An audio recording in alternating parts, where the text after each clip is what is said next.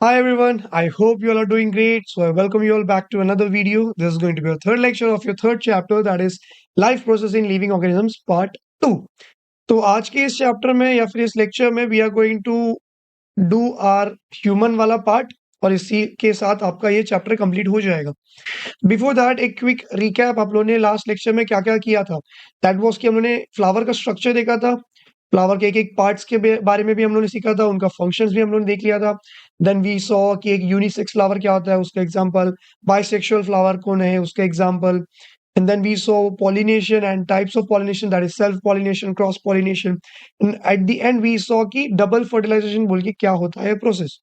तो ये जो भी मैंने टॉपिक्स के नेम्स लिए आपको ये सब करके जाना ही है।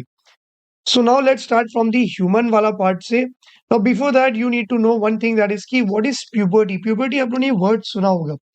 So puberty is nothing but एक ऐसा एज जहाँ पे बॉयज और गर्ल्स में बहुत ड्रास्टिक चेंजेस देखने मिलेगा। Biologically, physically, mentally, emotionally, all aspects में you are going to see a very drastic changes. बहुत अलग अलग तरीके का चेंजेस आपको देखने मिलेगा। जैसे ये प्यूबर्टी का एज आएगा, यूजुअली गर्ल्स में थोड़ा जल्दी आएगा, बॉयज में थोड़ा बाद में आता है। समवेयर अराउंड 8 to 10 years या फिर 9 to 10 years, ये एज में दोनों बॉयज गर्ल्स में प्यूबर्टी आता है। So what is puberty actually means what कि ये एक ऐसा एज है जहाँ पे आपका बॉडी रिप्रोडक्टिवली एक्टिव बन रहा है। मीन्स व्हाट, इसके एज के पहले आपका बॉडी रिप्रोड्यूस नहीं कर सकता था। ये एज आने के बाद आपके बॉडी में कुछ हार्मोन्स रिलीज होगी, आपके बॉडी में कुछ चेंजेस आएंगे, विच टेल्स अस कि आप अभी रिप्रोड्यूस कर सकते हो, अभी आप नेक्स्ट जनरेशन को बना सकते हो। So you are capable of this thing. तो प्यूबर्टी में होता क्या है कि इन मेल्स यहाँ पे इस एज पे स्टार्ट हुआ स्पर्म प्रोडक्शन। इसके पहले स्पर्म प्रोड्यूस नहीं होता है। तो जैसे ही कुछ 8 से 10 साल का एक लड़का बन जाता है तो उसके बॉडी में स्पर्म प्रोडक्शन स्टार्ट होगा इन इट्स टेस्टिस। एक बार स्पर्म प्रोडक्शन स्टार्ट हो गया इन मेल्स, टिल डेथ उसके बॉडी में स्पर्म प्रोड्यूस होते रहेगा। अभी विमेन्स में क्या होगा कि जैसे ही प्यूबर्टी का एज आएगा, उनके इसमें क्या देखने मिलेगा, दैट इज मेंस्ट्रुअल साइकिल, या फिर इसको लेमैन लैंग्वेज में हम लोग क्या कहते हैं, पीरियड्स कहते हैं। आप लोगों ने शायद से देखा होगा, now boys might know might won't no. So what is menstrual cycle, what is periods, that is कि हर महीने उनको ब्लीडिंग होता है। तो आपने शायद टीवीज में ऐड देखा होगा, दैट इज की स्टे फ्री या फिर विस्पर के एड्स देखे होंगे कि रेगुलर पैड चेंज करना पड़ता है। It is a very painful phase, बहुत ज्यादा हार्मोनल चेंजेस होते हैं। तो ये सब कुछ चीजें आज हम लोग इस चैप्टर में देखने वाले हैं। सो प्यूबर्टी में आपने क्या समझा, दैट इज की एक ऐसा है जहाँ पे टू बी मोर स्पेसिफिकली आपको ये पता चल रहा है कि एक बॉय या फिर एक गर्ल, उनके बॉडी में कुछ चेंजेस देखने मिल रहा है। उससे हम लोग ये बता सकते हैं कि that person is capable of reproduction. Sperm बनने लग गया means what, he can be a father. Menstrual cycle आने लग गया मीन्स व्हाट कि उनके बॉडी से हर महीने एग रिलीज हो रहा है, that is she can get pregnant. इसका मतलब ये हुआ। सो एज मैंने बता दिया। अभी इसमें क्या क्या होता है वो भी देख लो कि ड्यूरिंग प्यूबर्टी बॉयज में स्पर्म प्रोडक्शन के अलावा कुछ सेकेंडरी सेक्सुअल कैरेक्टर्स का भी डेवलपमेंट होता है। जैसे कि उनको सडनली मुस्टैच एंड बियर्ड आने लगेगा, उनका साउंड वॉइस और ज्यादा डीप होने लगेगा, ब्रॉड शोल्डर्स होने लगेगा, मसल थोड़ा जल्दी गेन कर सकते हैं boys. We do have that advantage because of testosterone कि हम लोग थोड़ा ज्यादा इजीली हम लोग मसल ग्रो कर सकते हैं। But obviously you have to do workout. ऐसा बिना वर्कआउट किए बेटा रहूंगा तो मसल नहीं बनेगा। But we can say that कि वी आर ब्लेस्ड कि हमको थोड़ा जल्दी मसल गेन कर सकते हैं। So these are the changes that you can see in men as well as armpits, under arms के नीचे आपको बाल देखने मिलेगा, प्यूबिक हेयर देखने मिलेगा। So these are the changes you can see. And in females menstrual cycle के अलावा और क्या क्या देखने मिलेगा, that is secondary sexual character, जिनमें उनका ब्रेस्ट वो डेवलप होने लगेगा, वो ग्रो होने लगेगा साइज में। आफ्टर दैट सेम उनका अंडर आर्म्स, प्यूबिक हेयर, ये सब भी ग्रो होगा, and they are going to have a very sweet sound आने लगेगा उनको। So these are the few changes that you can see during puberty. Now, few hormones that you need to know, controlling hormones, sex hormones भी बोल सकते हैं, that is की testosterone, estrogen and progesterone. These are the chemicals जो ये सारे चीजों को रेगुलेट करते हैं। टेस्टोस्टेरोन, अभी देखो ये तीनों के तीनों हॉर्मोन्स दोनों पार्टनर्स में भी है, that is male and female, हम दोनों के पास है ये चीजें। बट इनका जो क्वांटिटी है that is different. In males it is very much high testosterone, in females estrogen is very much high. अभी टेस्टोस्टेरोन के कारण हम मेल्स में वो मैनली कैरेक्टर्स आते हैं, और एस्ट्रोजन के कारण फीमेल्स में वो दैट गर्ल वाले कैरेक्टर्स आते हैं। Now puberty hormone, that is again testosterone in males and estrogen in females. अभी ये प्यूबर्टी के टाइम में you are going to see many emotional changes too, बहुत ज्यादा मूड स्विंग्स भी आएगा, तुम लोग थोड़ा बहुत और सोचने लगोगे about life, you are going to think about more about your partner, feelings and emotions, ये सब बहुत ज्यादा आने लगेगा क्योंकि इट इज ऑल हार्मोनल। ठीक है। Now one more topic that is की legal age for marriage in India. So it is 18 for girls and 21 for boys. इसके नीचे मीन्स व्हाट कि we can not risk, because उसके नीचे means what she या फिर ही इज वेरी यंग। तो अगर जल्दी शादी किया तो जल्दी बच्चे होने के चांसेस है। अभी बच्चे लोग हैं, उनको नहीं पता। अभी तुम लोग खुद सीख रहे हो एट योर 10th के एज पे, 10th स्टैंडर्ड में आप लोग खुद सीख रहे हो कि सेक्सुअल रिप्रोडक्शन होता क्या है। तो थोड़ा टाइम तो लगेगा ना आपको भी मैच्योर होने के लिए, समझने के लिए थोड़ा। तो एटलीस्ट 18 और 21 साल के होने के बाद ही ये सब करना चाहिए, because by that age it is consider कि आपके ऑर्गन्स एंड ऑल थोड़ा बहुत मैच्योर हुआ रहेगा, मेंटली भी मैच्योर हुए होगी। सो इससे नीचे नहीं, because we don't want to risk pregnancy के complications as well as health risk. तो इसके लिए हम लोगों ने 18 एंड 21 एज दिया। 18 is for girls and 21 is for boys. So now let's see कि ह्यूमन रिप्रोडक्टिव सिस्टम, जिसमें हम लोग सबसे पहले मेल रिप्रोडक्टिव सिस्टम के पार्ट्स के नेम्स देखेंगे और इन सब का फंक्शन। इसमें आपको क्या याद रखना है कि मेल और फीमेल दोनों का डायग्राम आएगा। फीमेल का डायग्राम विथ लेबलिंग पूरा ही बनाने को आएगा।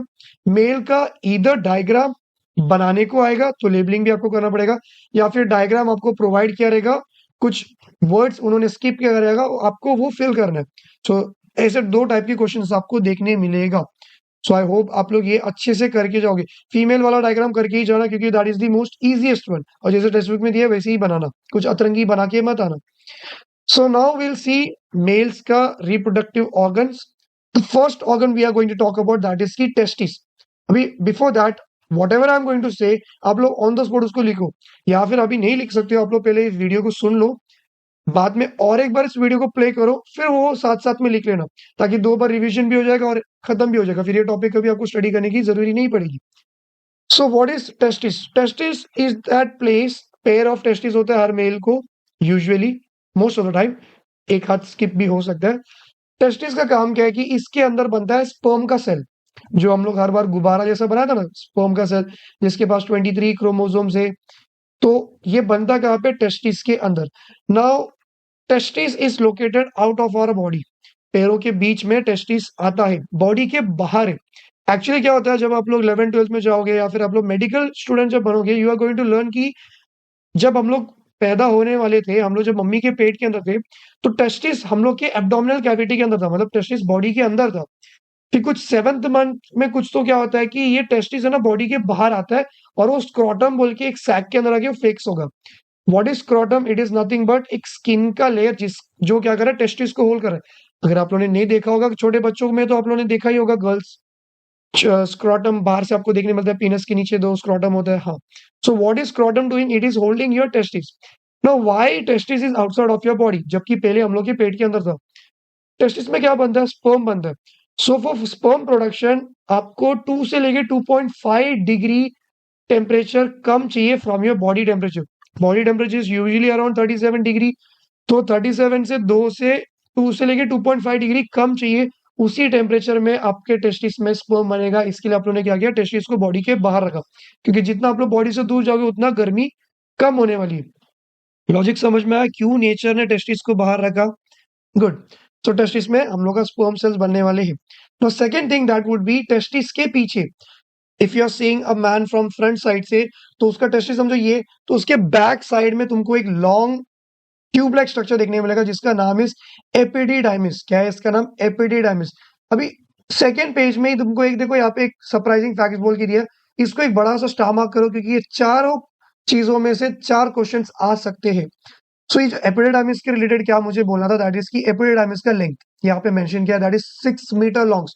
It is very very very long. इतना तो ऑलमोस्ट तुम्हारा स्मॉल इंटेस्टाइन भी 6 मीटर लंबा है, और तुम्हारा एपिडिडाइमिस भी 6 मीटर लंबा है। तो सोचो कितना कॉइल करके रखा रहेगा उस चीज को। नो, फंक्शन ऑफ एपिडिडाइमिस क्या है कि एपिडिडाइमिस का फंक्शन है कि यहाँ पे तुम्हारा स्पर्म सेल मैच्योर होगा, एज वेल एज यहाँ पे sperm will gain the ability to swim. Sperm swim करता है ना फीमेल के बॉडी के अंदर जाने के बाद, एक बार वो यूट्रस में चला गया फैलोपियन ट्यूब में, तो उसको स्विम करके ही जाना है। तो स्विम करने की एबिलिटी कहाँ पे डेवलप होगा? That is inside your epididymis, और यहाँ पे स्पर्म सेल मैच्योर होने वाले हैं। आई होप इतना आपको क्लियर हो गया। तो स्पर्म टेस्टिस में बन गया, आफ्टर दैट वो कहाँ पे जाएगा? तुम लोग के एपिडिडाइमिस में जाएगा। Now I am going to show you a side view, lateral view of human. सबसे पीछे देखो ये तुम लोग का लार्ज इंटेस्टाइन, जहाँ पे फीकल मैटर, टट्टी, चीची पूपू सब बनने वाला है। टट्टी नहीं बोलना चाहिए था, आई एम सो सॉरी। यहाँ से आपका फीकल मैटर निकलने वाला है, so this is the first opening. Second one is की देखो यहाँ पे टेस्टिस देखा, यहाँ पे स्पर्म बनने वाला है। इसके पीछे तुम लोग का एपिडिडाइमिस है, 6 मीटर लंबा। इसके अंदर स्पर्म मैच्योर हो गया। Now I told you testis is outside, body के बाहर है, स्क्रोटम सैक के अंदर है। तो अभी जो भी स्पर्म बना है उसको मुझे पीनस के थ्रू बाहर निकालना है। So what I am going to do, epididymis के नीचे वाले पार्ट से एक ट्यूब निकलेगा। ये ट्यूब बॉडी के अंदर जाएगा, यूरिनरी ब्लैडर के पीछे जाएगा और ये प्रोस्टेट ग्लैंड के अंदर आएगा। This thing is your prostate gland, मर्दों के पास ही होता है। अभी फिलहाल के लिए ये प्रोस्टेट ग्लैंड क्या है सब साइड में रखो।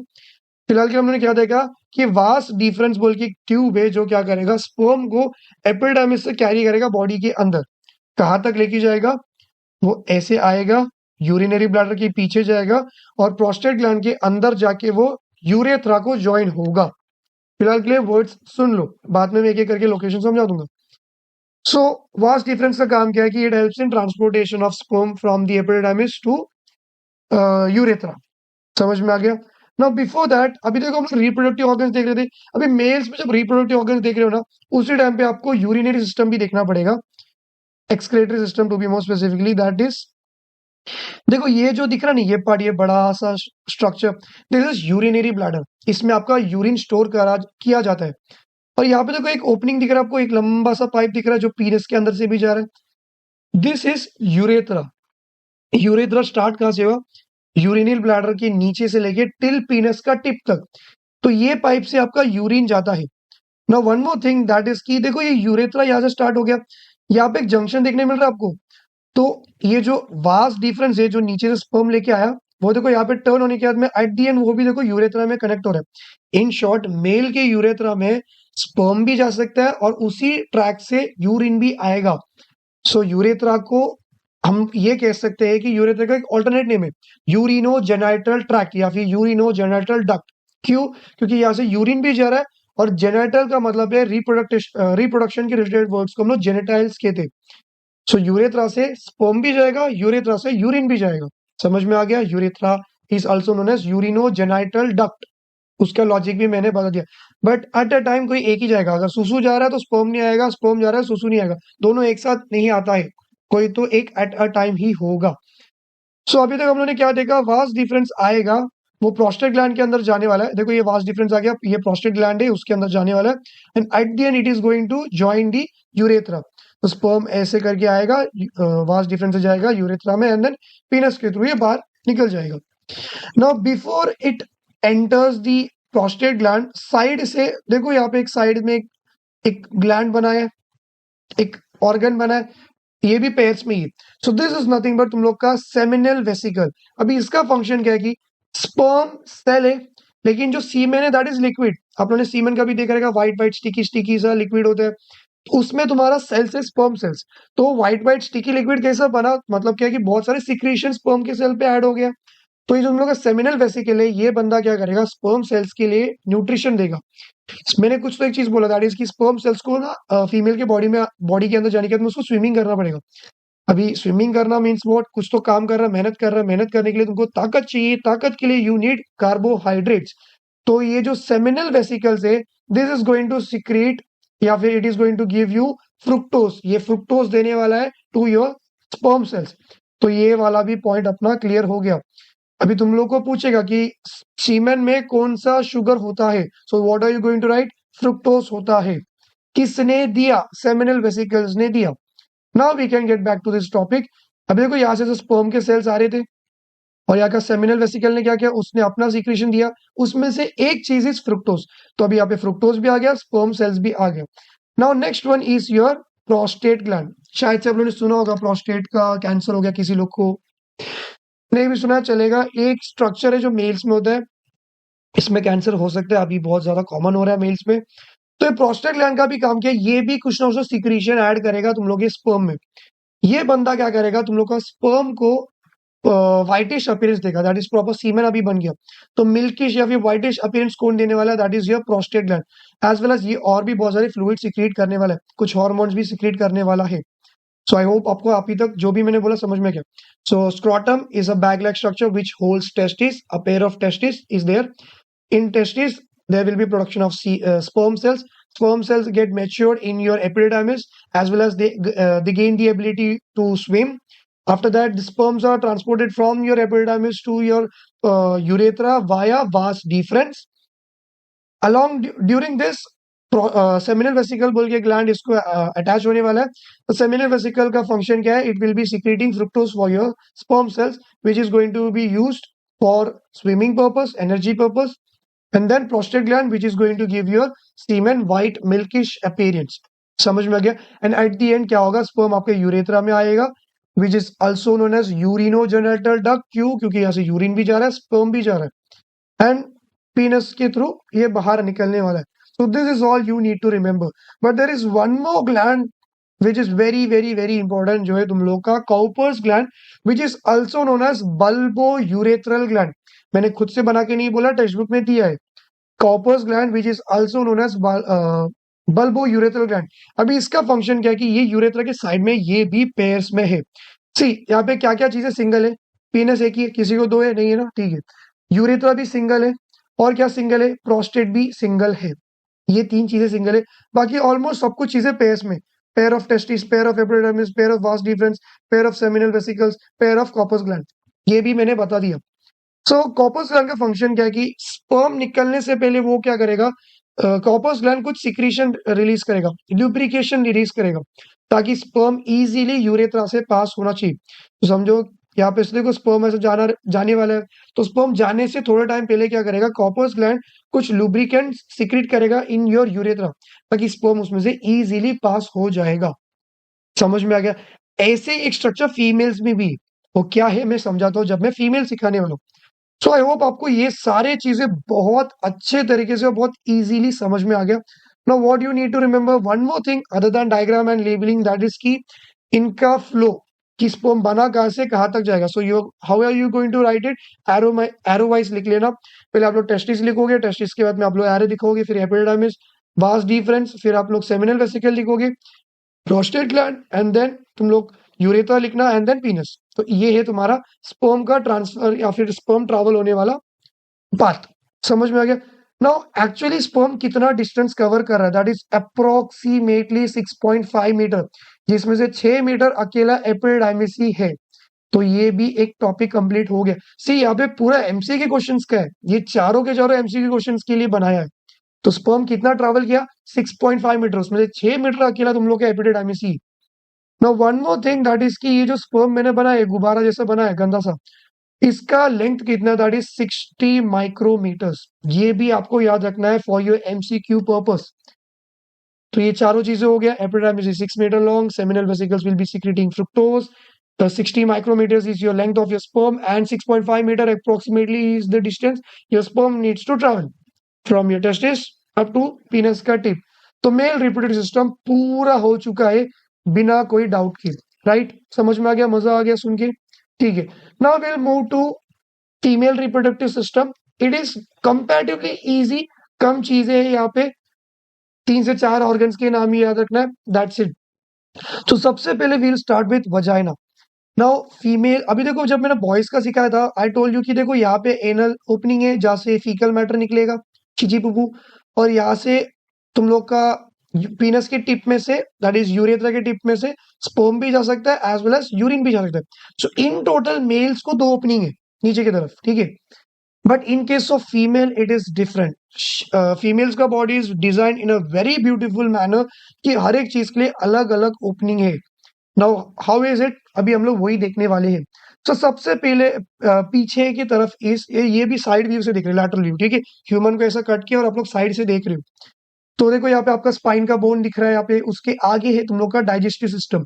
यहाँ पे फीकल मैटर बनेगा, ये है तुम लोग का रेक्टस, रेक्टम हो गया, फिर यहाँ पे एनल ओपनिंग, यहाँ से फीकल मैटर निकलेगा. नो इस और ये सिस्टम के आगे ही you have your reproductive system. अभी तक आप लोगों को क्या लगा कि वजाइना मीन्स व्हाट? क्या वो जो बाहर का लाइनिंग है दैट इज वजाइना? नहीं, यही मुझे समझाना था आप लोगों को बहुत टाइम से. Vagina is not outside, it is inside of your body. ये जो आपको दिख रहा है long tube like structure, this is vagina. वजाना is inward और थोड़ा सा स्लाइटली टिल्ट है, ऐसा ऑब्लिक है पीछे की तरफ। अगर आप साइड में खड़े होकर देखोगे पीछे की तरफ टिल्ट है, फिर आगे की तरफ कर्व होने वाला है, विच इज तुम लोग का uterus. Now uterus is the place where बच्चा हम लोग ग्रो करने वाले हैं। समझ में आ गया? Vagina is somewhere around 7 to 10 centimetre long, it is inside of your body. उसके बाद में यू हैव यूट्रस, ना कि वजाना ये नहीं है जो आप लोग बाहर से देखते हो, that is not वजाना, that is vulva. उतना वर्ड नहीं याद रखा तो भी चलेगा। सो वी सो वजाना। अभी फंक्शन ऑफ वजाना क्या है कि इट, उसके दो तीन फंक्शन है, ध्यान से सुनना। पहली बात, इट इज द एरिया जहां से मेंस्ट्रुअल ब्लड फ्लो होने वाला है, इसी के थ्रू मेंस्ट्रुअल ब्लड बाहर आने वाला है बॉडी से, पीरियड्स का ब्लड। उसके बाद में इसको हम लोग कहते हैं बर्थ कैनाल, ये तो आपको लिख के आना ही। वजाइना का फंक्शन क्या है? It is birth canal. Baby का डिलीवरी इसी के थ्रू होगा, which is a very painful and very beautiful process in our nature. So vagina का दो चीजें मैंने क्या बोला कि यहाँ से पीरियड ब्लड भी आने वाला है, मेंस्ट्रुअल ब्लड भी आने वाला है, एज वेल एज यहाँ पे से क्या होने वाला है, it is also known as birth canal. Third, it would be, यहाँ पे पीनस आ सकता है, penis to be more specifically यहाँ तक आ सकता है, क्योंकि इसके बाद में यहाँ पे एक बहुत नैरो ओपनिंग होगा। इस रीजन को हम लोग कहते हैं सर्विक्स। सर्विक्स शायद से यहाँ पे दिया है, यस दिस इज सर्विक्स। सो यहाँ तक पीनस आके स्पर्म क्या करेगा, पीनस क्या करेगा, स्पर्म को यहाँ पे डिलीवर करके चला जाएगा पीनस।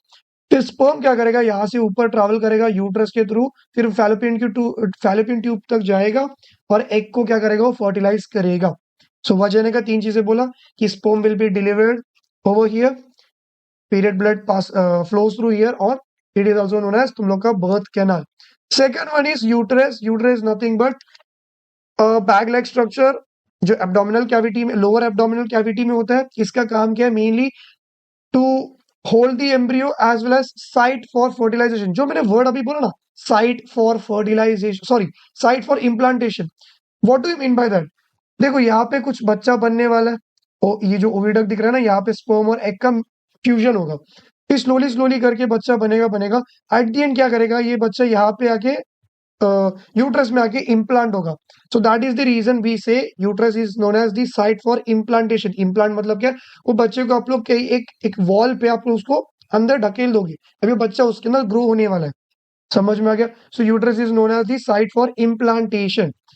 Oviduct is known as site for fertilisation. मतलब क्या है कि यहाँ पे होगा फर्टिलाइजेशन, ये ट्यूब में स्पर्म यहाँ से सब भाग भाग के आएगा, एग यहाँ पे रहेगी, तो यहाँ पे फर्टिलाइजेशन होगा। So that is the reason we call it as site for fertilization, oviduct. Oviduct is also known as fallopian tube. देखो यहाँ पे फैलोपियन ट्यूब वर्ड दिया, एक्स्ट्रा मार्क्स चाहिए लिख लो, टीचर खुश, मैं खुश, भगवान खुश, सब लोग खुश।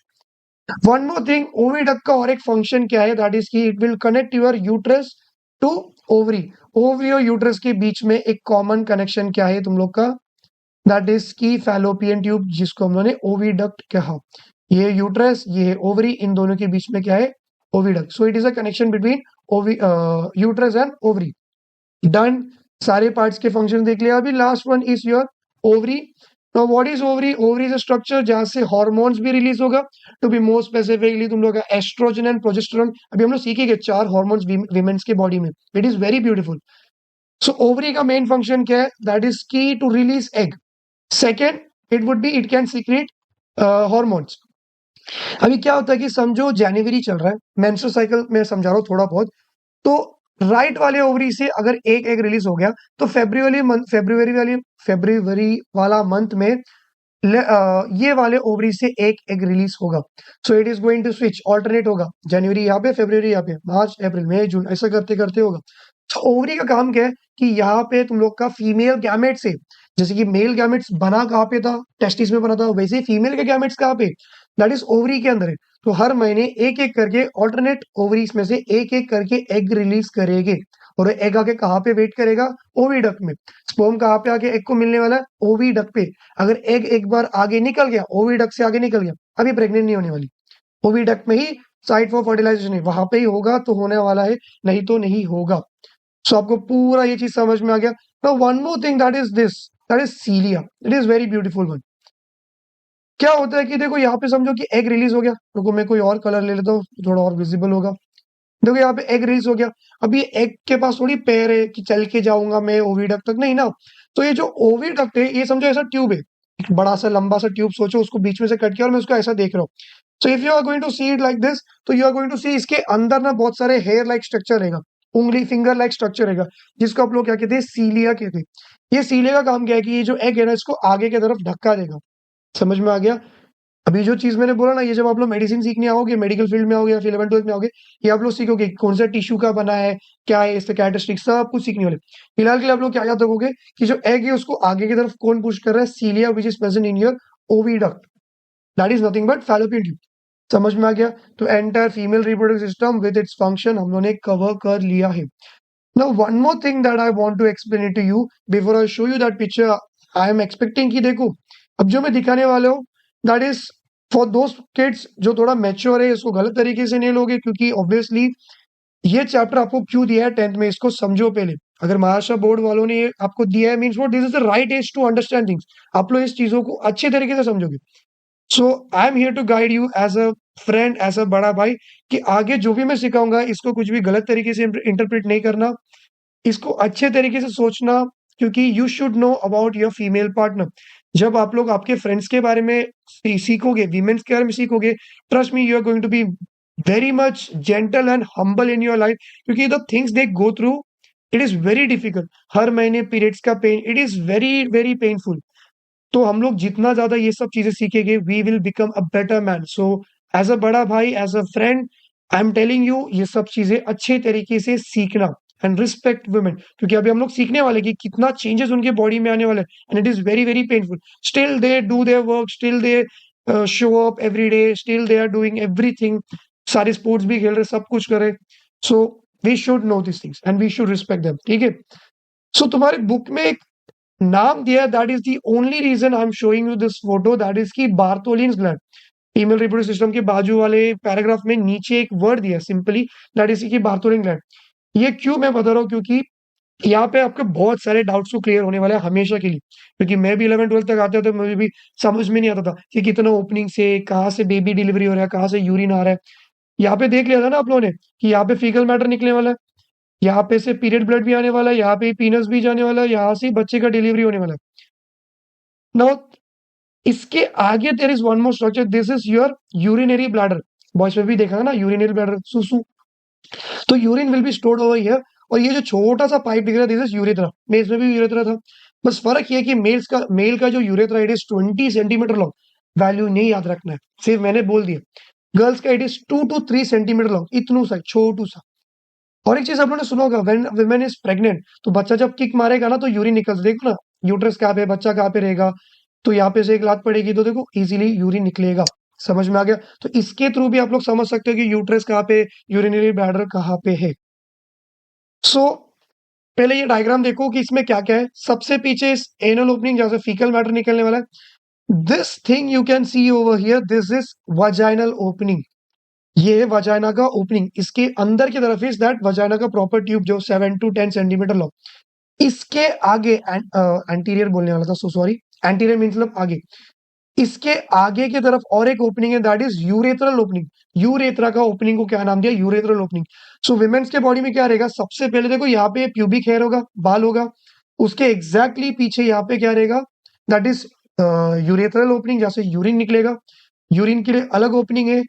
यहाँ पे तुम लोग का वजाइनल ओपनिंग, जहां से वो तीन चीजें होने वाला है। एंड लास्ट में they have one more opening, that is anal opening, anus. So women's made is different. हम लोग ऐसा एक ओपनिंग में दो चीजें होता, ऐसा नहीं होता है। Now one more thing that you need to remember, देखो ये जो पार्ट है इसको हम लोग वल्वा कहते हैं, जो बाहर से हम लोग देखते हैं ना उसको वल्वा कहते हैं।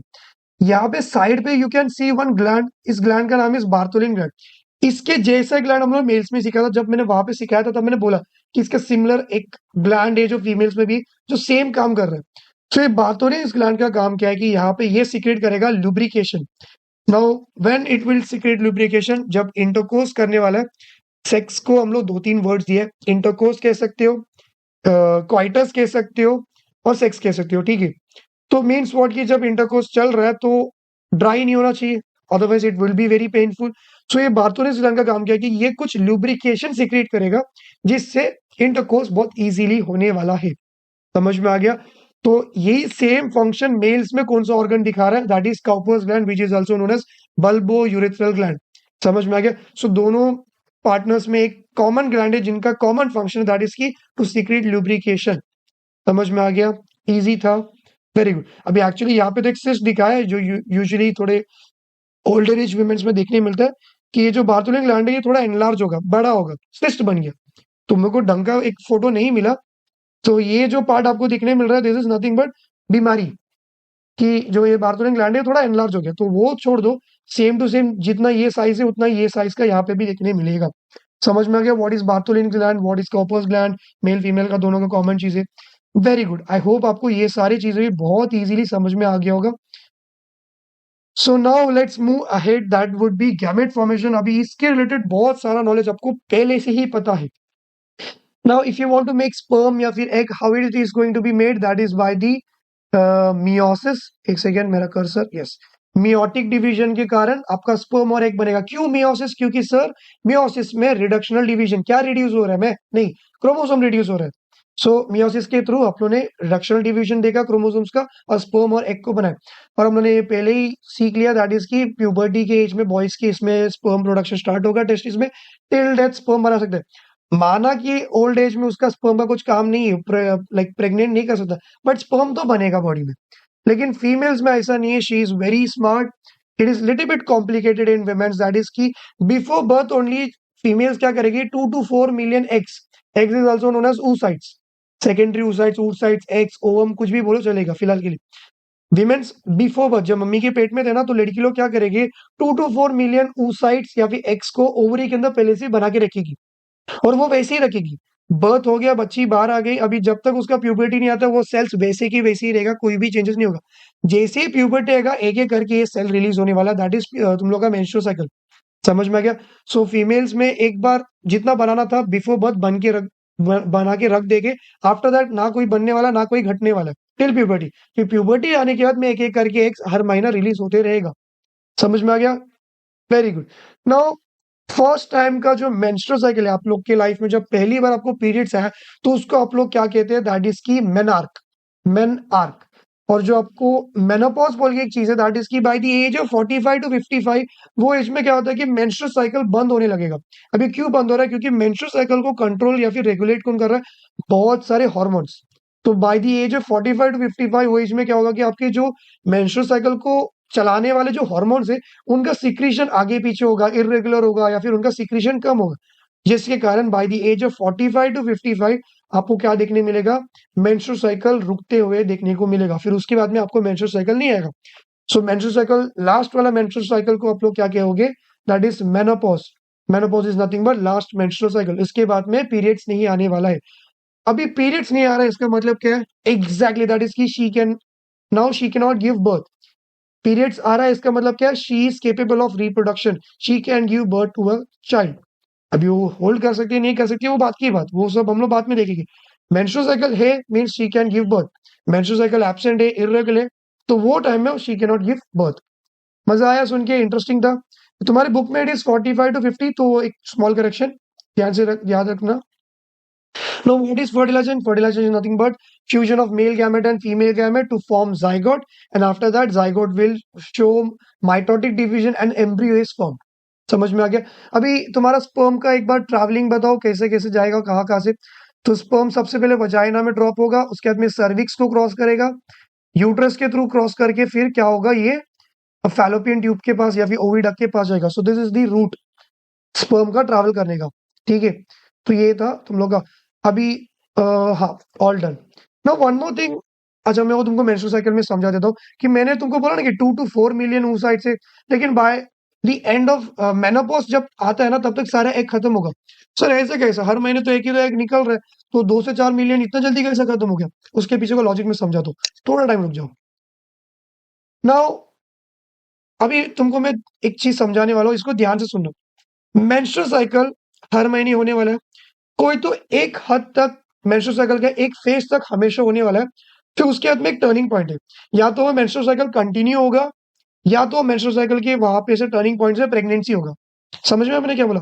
मेंस्ट्रुअल साइकिल हर महीने होने वाला है, एक सर्टेन स्टेज तक तो फिक्स्ड है, ये तो होने वाला ही है। अभी वो डिसाइड करेगा, अगर स्पर्म आ गया तो मेंस्ट्रुअल साइकिल नहीं होगा, प्रेगनेंसी होगा। स्पर्म नहीं आया तो प्रॉपर मेंस्ट्रुअल साइकिल पूरा कंप्लीट होगा, फिर अगले महीने वापस होने वाला है।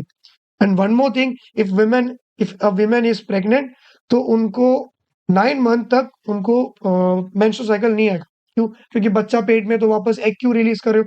नहीं समझ में आया? अभी समझ में आ जाएगा, 2 minute. So what happens in development and birth? तो होता क्या है कि ओवरी के अंदर बहुत सारे एग्स है। हर महीने मेंस्ट्रुअल साइकिल के 14th तारीख को, 14 तारीख को क्या होगा? कैलेंडर का 14 तारीख नहीं है, मेंस्ट्रुअल साइकिल का 14 तारीख, नहीं तो गधे लोग लिखे होंगे कैलेंडर का 14 तारीख। सो क्या होता है कि मेंस्ट्रुअल साइकिल का 14 डे पे एक एग रिलीज होता है, दैट इज उस साइड यहाँ पे दिया है। अब ये एग क्या करेगी? फैलोपियन ट्यूब के अंदर आके वेट करेगी।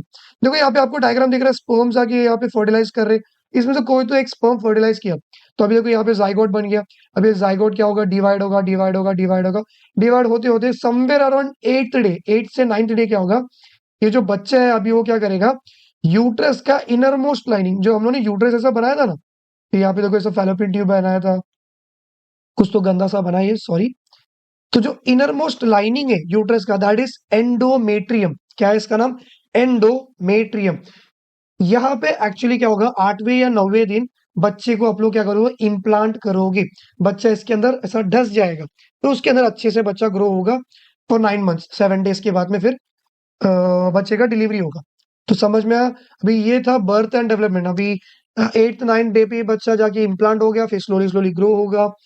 उसके बाद में कुछ सेकंड महीने तक आपको देखने मिलेगा उसके दोनों हाथ, दोनों पैर बन गया रहेगा, छोटे मोटे ऑर्गन्स बन गया रहेगा, हार्ट बनने लगेगा, उनके उसका brain and spinal cord, CNS PNS सब बनने शुरू हो गया। स्लोली स्लोली करके एक एक ऑर्गन्स बनेगा। बाय द 5th मंथ उसके सिर पे बाल आएगा, आई लैशेस आएगा, आंखें सब खुलने लगेगा। फिर ऐसे ऐसे करके हार्ट बीट सुनने मिलेगा। ऐसे एक एक करके बच्चे का पूरा डेवलपमेंट होगा। और 9 मंथ 7 डेज के बाद में, 9 मंथ के बाद में क्या होगा? बच्चे का डिलीवरी होगा, दैट इज पार्चुरेशन। नहीं याद रखा तो भी चलेगा, इतना तो आपको पहले से ही पता है। तो ये समझ में आ गया क्या क्या हुआ यहाँ पे? That is birth and development. Easy था, ठीक है। Now one more thing that you need to remember, जब बच्चा ग्रो हो रहा है, there is one structure which is nothing but placenta. Placenta is something like a disc like shape का एक ऑर्गन है, जिसमें से एक ट्यूब लाइक स्ट्रक्चर निकलेगा। ये तुम्हारा, अभी एक बच्चा मैं बनाऊंगा, अभी एक बहुत अजीब दिखने वाला है बच्चा। ये उसका पैर, कुछ तो बना है, बच्चा एबनॉर्मल है, ठीक है, मरने दो। सॉरी, ऐसा नहीं बोलते। प्लेसेंटा क्या होता है कि एक स्ट्रक्चर है जो क्या करेगा, जिसमें से अम्बिलिकल कॉर्ड बनेगा। अम्बिलिकल कॉर्ड क्या है? कि एक कनेक्शन है बिटवीन मम्मी एंड बच्चा। अभी ये अम्बिलिकल कॉर्ड का सिग्निफिकेंस क्या है, कि या फिर इसका इंपॉर्टेंस क्या है, कि इसके थ्रू मम्मी के जो भी न्यूट्रिएंट्स है वो इसी के थ्रू बच्चे के पास जाएगा, और बच्चे के अंदर का जो भी वेस्ट है वो मम्मी के पास आने वाला है। तो ये किसके थ्रू हो रहा है? Umbilical cord. Now you all have that thing in your abdomen, that is belly button. नाभि सुना होगा, बेली बटन। तो वो क्या था? जब आप लोग पैदा होने से पहले उसी के थ्रू आप लोग को आपकी मम्मी न्यूट्रिएंट्स देती है, और आपका वेस्ट मम्मी ले लेती थी। आप लोगों ने वो वीडियोस में देखा होगा, जैसे जैसे ही बच्चा बाहर आएगा फिर वो डॉक्टर लंबा से कॉर्ड दिखाएगा, उसको कट कर दे। तो what is he cutting? That is nothing but umbilical cord. और placenta is an organ which supplies food and everything. समझ में आ गया? इजी था, ठीक है। Now let's move ahead. Before I teach you about menstrual cycle, तुमको एक क्वेश्चन 100% बोर्ड्स में देखने मिलेगा, दैट इज कि आपको मर्दों को थोड़ा डांटना है, मर्दों को थोड़ा सुनाना है। वो क्वेश्चन है ये वाला, दैट इज कि who is responsible to decide the gender of बच्चा। जेंडर कौन डिसाइड करेगा? दैट इज हम males. To be more specifically, मैं थोड़ी बोल रहा चल मर्द हो या फिर औरत आनी चाहिए। It is not in my hands, but it is in sperms के हाथ में। जो स्पर्म जाके फ्यूज करेगा, उसके पास जो जीन्स है वो वाला बच्चा बनेगा। अगर स्पर्म के पास मेल वाला गैमेट्स था, सॉरी, मेल वाला क्रोमोसोम है, तो मेल बच्चा बनेगा। फीमेल वाला क्रोमोसोम रहेगा तो फीमेल बच्ची बनेगी। तो इसको कैसे लिखना है और क्या करना है, आपको ये पहले समझना पड़ेगा। क्वेश्चन उन लोग 2 से 3 मार्क के लिए पूछेंगे कि who is responsible to decide the gender of the child. तो आप लोग को उसका लिखना है कि मेल डिसाइड करेगा, क्योंकि मेल के पास क्रोमोसोम से to decide the gender of the बच्चा। अभी उसके बाद में you have to make this diagram. उसमें मेंशन नहीं किया, 2 मार्क्स के लिए क्वेश्चन है, लेकिन आपको ये करना ही है।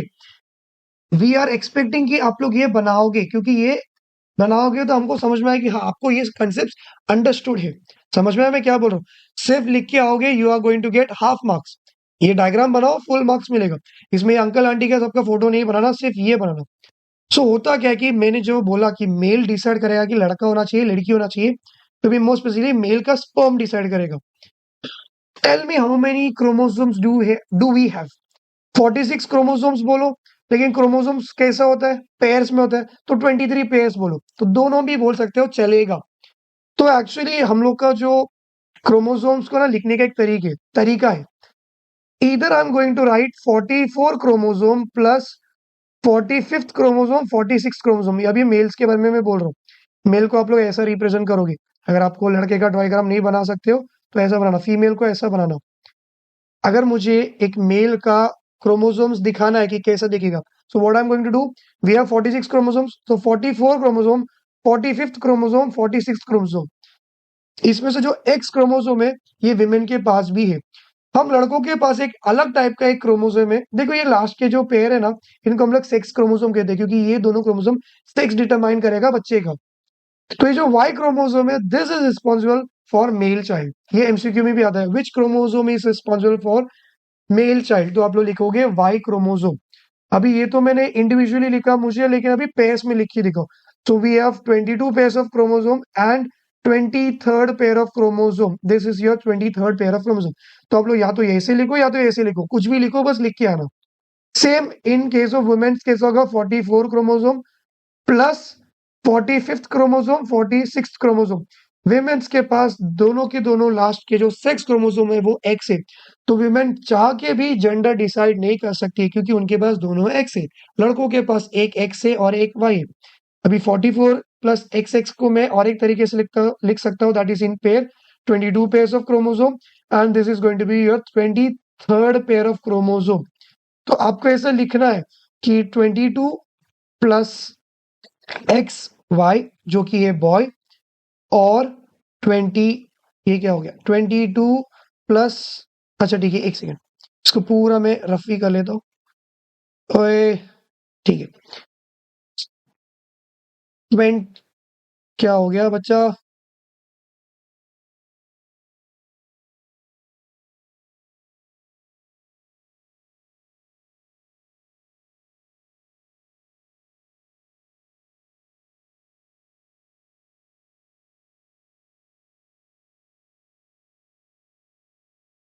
ठीक है इसको आप लोग लिखेंगे कैसे, दैट इज की 22 प्लस एक्स, बॉय के बारे में लिख रहे हैं हम लोग, ठीक है, ऐसा लड़कों को ऐसा रिप्रेजेंट करना, एंड या फिर और 22 प्लस वाई, या तो स्पर्म ये वाला स्पर्म होगा या तो ये वाला स्पर्म होगा। और गर्ल्स में आप लोग क्या लिखोगे, ऐसा सर्कल ड्रॉ करना और एक प्लस बनाना। गर्ल्स में आप लोग क्या लिखोगे, 22 प्लस एक्स, और अगेन वही लिखो 22 प्लस एक्स, दोनों सेम, ये तो एक ही बार लिख लेना। तो अगर ये 22 प्लस एक्स और ये वाला ज्वाइन होगा तो क्या होगा, गर्ल बच्ची बनेगी।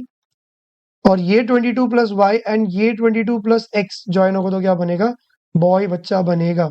ये एक्स है, समझ में आ गया। तो आपको ये रिप्रेजेंट करना है और लास्ट में आप लोग लिखोगे that is the male contains different types of sex chromosome, that is X and Y, in which the Y chromosome determines the gender of a boy and X chromosome is responsible for girl child। समझ में आ गया, मजा आ गया सुन के, ठीक है। Now हम लोग सीखने वाले one of the most beautiful process जो कि है menstrual cycle. It is painful but it is very beautiful. ये थोड़ा नहीं, बहुत ज्यादा कॉम्प्लिकेटेड है, लेकिन trust me I am going to make it very very very easy for you guys. बहुत ही बेसिक सीखना है आपने को, एकदम एडवांस जाना नहीं है। तो मैं जितना बोलूंगा उसको सुनना, फिर वापस इसको पीछे प्ले करो और वापस एक बार सुना और तब नोट्स बनाना। पहले मैं जो बोलूंगा उसको सुन लेना, ठीक है। फर्स्ट टाइम तुम्हारे बुक में ये डायग्राम दिया है, इसको भी मैं एक्सप्लेन करूंगा। First of all, menstrual cycle कितने दिन का होता है, दैट इज अप्रोक्सीमेटली 28 से लेकर 29 डेज का एक साइकिल होता है। कितना समझ में आ गया, very good. It is cyclic process, means what, हर महीने ये होने वाला है। From which age, from the puberty till last of 45 से लेकर 50 एज, दैट इज मेनोपॉज दिखने मिलेगा। तो मेंस्ट्रुअल साइकिल का स्टार्टिंग क्या है, ये होता कैसे कि आपके जो ब्रेन के पास एक ऑर्गन है जिसका नाम है पीट्यूटरी ग्लैंड। क्या है इसका नाम, जस्ट ए मिनट, यस ये बेटर है, जिसका नाम है पीट्यूटरी ग्लैंड। अब ये पीट्यूटरी ग्लैंड से तुमको टोटल ना 4 क्रोमोसोम के बारे में पढ़ाई करना है, और लोग क्वेश्चन भी पूछेंगे कि मेंस्ट्रुअल साइकिल में कौन से 4 हार्मोन्स रिस्पॉन्सिबल है। तो उसमें से पहला 2 हार्मोन का नाम है एलएच एंड एफएसएच।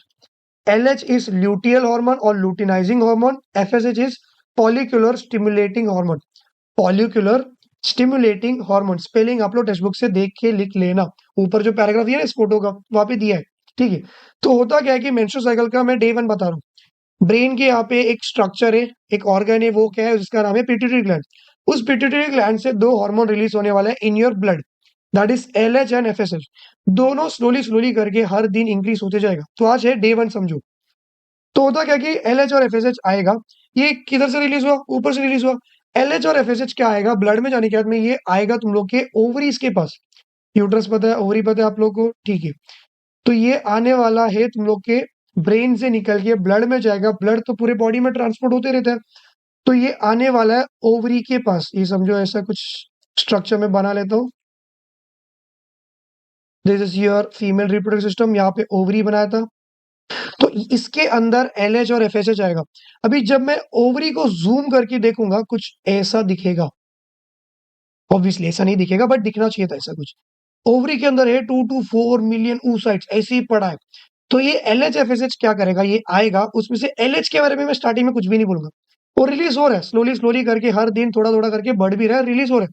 लेकिन एफएसएच क्या करेगा पता है क्या? 2 to 4 मिलियन oocytes है, उसमें से 2-3 oocytes को क्या करेगा? वो डेवलप करेगा।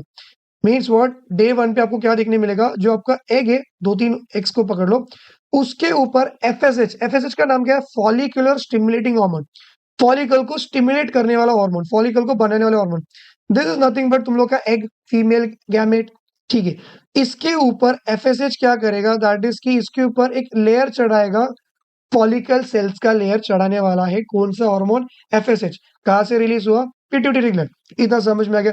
तो ये ऐसे 2-4 दिन ऐसे होते रहेगा, होते रहेगा, होते रहेगा। कब तक होगा सर? Till 13th day. ये समझो तुम्हारा एग है और ये बड़ा सा फॉलिकल का लेयर है। यहाँ पे ऐसा एरो बना दिया, यहाँ पे भी समझो ये ड्रॉ किया हूं मैंने, ठीक है। अभी होता क्या है कि यहाँ पे जब फॉलिकल का ये जो लेयर बना, अभी एक एक दिन क्या हो रहा है? फॉलिकल का लेयर बढ़ते जाएगा। पहले एक दिन में पहला लेयर रहेगा, सेकंड डे पे जाएगा 2 लेयर दिखेगा, एंड सो ऑन। अभी ये जो फॉलिकल का लेयर है, ये सेल्स का करेगा, एक हार्मोन सिक्रेट करेगा जिसका नाम है एस्ट्रोजन। तो मैंने देखो जब तुम लोग को ओवरी सीखा तभी मैंने बोला कि ओवरी से कुछ हार्मोन रिलीज होते हैं, एस्ट्रोजन, प्रोजेस्टेरोन। तो तुम लोग का एस्ट्रोजन फॉलिकल के सेल रिलीज कर रहे। फॉलिकल का सेल को कौन से हार्मोन ने बनाया या फिर इन्फ्लुएंस किया? एफएसएच। समझ में आया? एक बड़ा सा चेन, ठीक है। अब ये एस्ट्रोजन का काम क्या है? ये अभी ब्लड में जाएगा। ये एस्ट्रोजन अभी वापस यहाँ पे कहाँ पे आएगा? दैट इज तुम लोग का यूट्रस में। एंडोमेट्रियम सीखा था, endometrium site for implantation, inner most lining. तो ये जो एस्ट्रोजन है जिसको फॉलिकल के सेल ने सीक्रेट किया, ये क्या करेगा? तुम लोग का जो एंडोमेट्रियम है उसको वो थिक करेगा। क्यों थिक कर रही है? क्योंकि मैंने अभी सब जस्ट तुमको समझाया कि मेंस्ट्रुअल साइकिल का मीनिंग है कि विमेन का बॉडी ये सोच रही है कि ये महीना स्पर्म आएगा, बच्चा बनने वाला है, बच्चे को मुझे एक जगह चाहिए जहाँ पे वो बच्चा ग्रो होगा। तो बच्चा कहाँ पे ग्रो होने वाला है? एंडोमेट्रियम। तो वो क्या कर रही है? एंडोमेट्रियम को थिक करेगी। थिक क्यों करे? ताकि बेबी के लिए अच्छे से घर रहेगा ग्रो होने के लिए। तो ये थिक करने के लिए you need a hormone that is oestrogen. Oestrogen, oestrogen जैसा बोलना है बोलो। इतना समझ में आ गया? ठीक है। अभी जो मैंने बोला इसको अभी मैं तुम्हारा डायग्राम में दिखा दूं। तो ये था तुम लोग का डे 1, किधर है मेरे कर्सर, ठीक है। ये तुम लोग का डे 1, ये तुम्हारा ओवरी के अंदर एक्स ऐसे ही पड़ा था। एलएच और एफएसएच आएगा, जिसमें से एफएसएच क्या करेगा? इनके ऊपर इन्फ्लुएंस करेगा। और देखो इनके ऊपर एक लेयर चढ़ा दिया फॉलिकल का। तो ये ऐसे करते जाएगा, करते जाएगा, करते जाएगा टिल डे 13। देखो 13th डे तक ये चलते रहेगा। ये जो फॉलिकल का लेयर है, ये क्या सीक्रेट करने वाला है? एस्ट्रोजन। एस्ट्रोजन क्या करेगा? एंडोमेट्रियम को थिक करेगा। तो देखो यहाँ पे डायग्राम दिया है, एंडोमेट्रियम थिक हो रहा है, देखो ग्राफ ऊपर की तरफ जा रहा है। Means what? एस्ट्रोजन रिलीज हो रहा है, एंडोमेट्रियम थिक होते जा रहा है। तो ये जो ग्राफ ऊपर जा रहा है, this is showing your endometrium of uterus. अभी तक मैंने एलएच के बारे में कुछ बोला नहीं ना? अभी मैं बोलूंगा। That is on 14th day. 14 day पे एलएच को पता नहीं क्या होता है, सडनली एलएच सर्ज होता है। एलएच सर्ज मतलब क्या है कि 14 डे पे एक झटके में एलएच हार्मोन बहुत ज्यादा रिलीज होगा। नाउ ड्यू टू दिस, तुम लोग का ये जो फॉलिकल था, दिस स्ट्रक्चर फॉलिकल, एलएच ज्यादा रिलीज होने के कारण ऑन 14 डे ग्राफियन फॉलिकल कहते हैं इस स्ट्रक्चर को। ग्राफियन साइंटिस्ट के नाम पे नाम पड़ा था। ये ग्राफियन फॉलिकल क्या होगा? रप्चर होगा। अभी जब रप्चर होगा तो इसके अंदर क्या था? एग था। तो ये एग रिलीज हो गया, ग्राफियन फॉलिकल इसमें रप्चर हो गया, एग था, एग रिलीज हो गया। एग रिलीज होगा कहाँ पे आने वाला? दैट इज ओविडम। तो on 14 day due to LH increase in LH secretion, there will be rupture of Graafian follicle and there will be release of egg. This is ovulation. What is ovulation? Release of egg on 14 day due to LH hormone. समझ में क्या? 14 तारीख को egg का release हो रहा है into your oviduct. किसने कराया? एलएच हार्मोन ने कराया। देखो पूरा मेंस्ट्रुअल साइकिल पूरे हार्मोन्स ही काम करवा रहे। स्टार्टिंग में बोला था ना, it is regulated by hormones. समझ में आ गया लॉजिक? ऐसे ही कुछ भी नहीं बोला मैंने। तो 14 डे को ये निकल गया, ठीक है। अभी ये क्या करेगा? ये यहाँ पे आगे वेट करेगा। ये है टर्निंग पॉइंट। यहां तक हर दिन होने वाला ही है, 14 डे तक तो हर महीने होने वाला ही है। इसके आगे अभी डिपेंड करेगा कि मेंस्ट्रुअल साइकिल होना चाहिए या प्रेगनेंसी होना चाहिए। समझो स्पर्म आया, 14 डे को यहाँ पे एग रिलीज हुआ, स्पर्म फर्टिलाइज हो गया तो बच्चा बनेगा। तो बाय द 8th डे ये बच्चा क्या होगा? यहाँ पे आके इम्प्लांट होगा। ये था प्रेगनेंसी सीखने वाले आप लोग। बट अभी हम लोग प्रेगनेंसी नहीं सीख रहे, अभी हम लोग मेंस्ट्रुअल साइकिल सीखने वाले। स्पर्म नहीं आ रहा है ये महीने, हर महीने थोड़ी स्पर्म आने वाले। तो अभी क्या होगा? ये बेचारा जो एग है ये क्या करेगा? नीचे चला जाएगा और पीरियड के ब्लड के थ्रू वो बॉडी के बाहर फेंक देगी, क्योंकि बच्चा नहीं बन रहा तो इसको मैं क्या करूंगा रख के? कुछ फायदा तो नहीं है ना। तो अभी देखो ये एग चला गया। अभी जैसे ये एग चला गया, ये जो ग्राफियन फॉलिकल है इसको मैं फेंक दूंगा? नहीं, इट इज वेरी इंपॉर्टेंट। ये बंदा इतने दिन तक एस्ट्रोजन सीक्रेट कर रहा था और उसी एस्ट्रोजन से हम लोगों ने एंडोमेट्रियम को थिक किया। तो अभी ये जो रप्चर्ड या ये जो रप्चर्ड ग्राफियन फॉलिकल है, ये अभी क्या होगा? ये बनेगा तुम लोग का corpus luteum. Graafian follicle after rupture becomes corpus luteum. Corpus luteum अभी भी एक हार्मोन सीक्रेट करेगा, दैट इज ईस्ट्रोजन। अभी तक तो ईस्ट्रोजन सीक्रेट हो रहा था, ठीक है। अभी तुम लोग का एक नया हार्मोन सीखने वाले हो, दैट इज प्रोजेस्टेरॉन। अभी प्रोजेस्टेरॉन क्या करेगा? देखो ये एंडोमेट्रियम को थिक ईस्ट्रोजन करा था। प्रोजेस्टेरॉन क्या करेगा? इसके अंदर ब्लड वेसल्स डालेगा। ब्लड वेसल्स चाहिए कि नहीं? बच्चे को न्यूट्रिएंट सब पहुंचाना है। इसके अंदर आर्टरी, वेन्स, सारे सेक्रेटरी, सब कुछ चीज इसमें डालेगा। In short, progesterone is going to maintain your endometrium. Oestrogen grow करेगा, थिक करेगा, प्रोजेस्टेरॉन एंडोमेट्रियम को मेंटेन करके रखेगा, सिक्रेटरी बनाएगा, उसमें ग्लैंड्स डालेगा, ब्लड वेसल्स डालेगा, सब उसको अच्छे से बना के रख रहा है इन शॉर्ट। तो कॉर्पस ल्यूटियम का काम है प्रोजेस्टेरॉन एस्ट्रोजन को सीक्रेट करना। तो देखो यहाँ पे प्रोजेस्टेरॉन एस्ट्रोजन सीक्रेट हो रहा है, ये एंडोमेट्रियम और थिक हो रहा है और थिक हो रहा है, लेकिन स्पर्म आया नहीं। लेकिन ये स्टार्टिंग में बनते रहेगा, बनते रहेगा, बनते रहेगा। फिर एक दिन समझ में आया बॉडी को, अला स्पर्म तो आया नहीं, अभी क्या करूंगा? तो ये एग है, इसको रखूंगा ही नहीं, मैं इसको फेंक दूं। अभी क्या होता है कि अभी लड़की ने क्या सोचा, ये महीना की स्पर्म आने वाला है तो मैंने ये सब बना दिया, लेकिन स्पर्म भाई आया नहीं। तो अभी ये जो भी कुछ भी बना है, इससे कोई काम हुआ नहीं हुआ। तो that is what women is going to do. मतलब वो खुद से कुछ नहीं करेगी, उसके बॉडी में क्या होगा कि ये जो एंडोमेट्रियम जो इतना थिक हुआ, इसको मेंटेन किया, इसको पूरा तोड़ेगी वो। और ये जब टूटेगा, ये जब रप्चर होगा ये एंडोमेट्रियम का लाइनिंग, तो जब वो टूटेगा तब आता है bleeding, and that is menstrual bleeding, periods का ब्लड। समझ में आ गया? तो ये क्यों हो गया? पीरियड्स का ब्लड आया कैसे? एंडोमेट्रियम टूटा कैसे? ये जो कॉर्पस लूटियम है, इसको समझ में आया कि देख भाई स्पर्म आया नहीं, अभी एस्ट्रोजन प्रोजेस्टेरॉन को रिलीज करके कुछ फायदा नहीं, एंडोमेट्रियम को मुझे बनाना नहीं। तो कॉर्पस लूटियम एक डीजनरेटेड स्ट्रक्चर बनेगा, that is corpus albicans. Graafian follicle था, कॉर्पस लूटियम बन गया, स्पर्म नहीं आया, तो अभी क्या बन गया? Degenerated structure. डीजनरेटेड मतलब अभी कुछ काम का नहीं। कॉर्पस एल्बिकन्स ना एस्ट्रोजन रिलीज करने वाला है, ना प्रोजेस्टेरॉन रिलीज करने वाला है। अभी एस्ट्रोजन और प्रोजेस्टेरॉन रिलीज नहीं हुआ, तो मतलब क्या होने वाला है? ये जो मेंटेन हो रहा था, ये जो थिक हो रहा था, ये अभी मेंटेन नहीं होगा, ये थिक नहीं होगा, तो ये वापस पीछे की तरफ जाएगा। तो यहाँ पे आपको शेडिंग ऑफ दिखेगा, यहाँ पे ये रप्चर होने वाला है, और इसी के कारण क्या होगा? मेंस्ट्रुअल ब्लड आपको देखने मिलेगा। तो ये क्यों हुआ? क्योंकि कॉर्पस एल्बिकन्स बन गया, इसी के कारण आपको ये देखने मिलेगा। तो देखो जैसे कॉर्पस एल्बिकन्स बना, एस्ट्रोजन प्रोजेस्टेरॉन नहीं बनने वाला है, तो अभी आपका देखो एंडोमेट्रियम टूटने लग गया, तो वापस से ब्लीडिंग आना शुरू हो गया। इट इज साइकिल, अभी वापस से ब्लीडिंग होगा, फिर वापस से एफएसएच एलएच आएगा, एफएसएच वापस फॉलिकल डेवलप करेगा, एस्ट्रोजन रिलीज होगा, वापस से एंडोमेट्रियम बनेगा। 14 तारीख को पता नहीं एलएच सडनली रिलीज होने वाला है, फिर वापस ओव्यूलेशन होगा, एग रिलीज होगा, आपका ग्राफियन फॉलिकल फिर बनेगा, आपका कॉर्पस लूटियम, फिर वापस से एस्ट्रोजन प्रोजेस्टेरॉन रिलीज होते रहेगा, एंडोमेट्रियम को वापस बनाओगे, स्पर्म नहीं आया, कॉर्पस एल्बिकन्स बनेगा, वापस ये टूटेगा, फिर वापस से नया साइकिल। तो सर अभी ये बताओ, ये साइकिल का डे वन कहाँ पे है? क्योंकि ये कंटिन्यूस है ना, साइकिल में कोई डे वन भी होना चाहिए। तो हम लोग डे वन कब कंसिडर करेंगे? दैट इज की समझो किसी विमेन को आज पीरियड्स आया, आज ब्लीडिंग आया, if it is today, then that is your day one of menstrual cycle. समझ में गया? आज पहली बार खून आने लग गया, means what? This is your day one. तो ये कब तक होगा? 28-29 डेज तक चलते रहेगा। खून 28-29 नहीं, ये मेंस्ट्रुअल साइकिल 28-29 डेज तक होगा। नो, ये ब्लीडिंग फेज कब तक होगा? पीरियड ऑफ मेंस्ट्रुएशन कब होगा? It depends, women to women वो डिपेंड करेगा। कुछ गर्ल्स में 2 दिन का होता है, some of my medical friends have told me कि उनको कुछ 3 दिन का होगा, कुछ लोग का 4 दिन, कुछ लोग का 7 डेज का भी होगा। So it depends upon women to women. It is not constant, इसका कोई फिक्स डे नहीं है, लेकिन हम लोग यहाँ पे ये मान के चलते हैं 3 से 4 दिन का ब्लीडिंग होगा। समझ में आ गया? 7-8 दिन भी हो गया, कोई प्रॉब्लम नहीं है, it is up to you. अगर हमेशा ऐसा हो रहा है तो सडनली एक दिन 7-8 दिन ब्लीडिंग हो रहा है तो इट इज, तब you should consult a doctor. समझ में आ गया? बॉडी में कुछ भी अगर आपको अनयूजुअल चेंजेस देखने मिल गया, सिंपली गो सी ए गायनाक, एक डॉक्टर से कंसल्ट करो, कुछ भी चीज को बॉडी में रखना नहीं। If you have doubt, doctors है, ठीक है। आई होप आपको मेंस्ट्रुअल साइकिल बहुत अच्छे से और इजीली समझ में आ गया होगा। ट्रस्ट मी, जब मैं 10th में था मुझे ये कुछ घंटा समझ में नहीं आया, बट मैं इतना तो श्योरली बोल सकता हूँ आपको इसमें से 90% चीजें तो क्लियर हो ही चुका है। मेजॉरिटी ऑफ द स्टूडेंट्स को 100% समझ में आ गया। Now it is all up to you guys कि ये होने के बाद ये आपका ऊपर है कि आप कितना एफर्ट्स डालोगे, इसको नोट्स कैसे बनाओगे, वो आपके ऊपर है। समझाने का काम मेरा था। सो मेरे हिसाब से ये आपको सब लोग को बहुत इजीली समझ में आ गया है। Now if you want you can take a screenshot. यहाँ पे मैंने पूरा फेजेस लिख के दिया, ओव्यूलेशन क्या है, फॉलिकुलर डेवलपमेंट क्या है, मेंस्ट्रुएशन क्या है, सब कुछ मैंने यहाँ पे ब्यूटीफुल तरीके से लिखा है। इसका स्क्रीनशॉट ले लो and make it your own words, या फिर स्क्रीनशॉट रख लेना for a reference. The best thing you could do, जो मैं आज भी मेडिकल में करता हूँ, दैट इज कि जो भी मेरे टीचर्स डॉक्टर्स मुझे समझाएंगे मैं चुपचाप सुनूंगा। After that I am going to write a summary, कि जो भी मेरे मैम ने मुझे समझाया है, सर ने जो भी मुझे समझाया, I am going to write a summary.